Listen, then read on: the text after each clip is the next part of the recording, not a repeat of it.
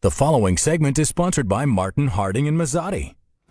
Hollywood has been rocked by a slew of sexual allegations in recent weeks. From Harvey Weinstein to Kevin Spacey, directors and actors alike are making the news as accusers have come forward to shine a light on what they claim is inappropriate behavior, sexual harassment, and at times even sexual assault. Now, here to help us understand our rights in the workplace is supervising attorney Dan Dagostino from the law firm of Martin, Harding, and Mazzotti. Dan, welcome back. Thank you. Nice to have you here. So we're talking about a very serious, somewhat controversial topic. Right. 87 women or so have come forward to accuse Hollywood mogul Harvey Weinstein of sexual harassment, and some have gone so far as to accuse him of rape. Given the severity of the allegations, is there any possibility that Weinstein is actually facing any criminal charges? I think the short answer is yes. With crimes, there's a certain period of time in which you can bring, the action against somebody. It's called the statute of limitations.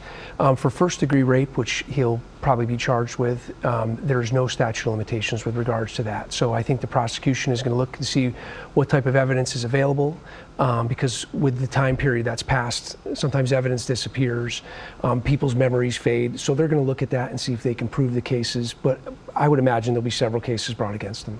Now, in almost all of the Hollywood sexual misconduct cases that have come to light recently, the misconduct seems to have happened during the course of a working relationship. Right. Sometime when they were, working together in a movie or something, actors trying to obtain parts in a movie, or maybe even coworkers on set.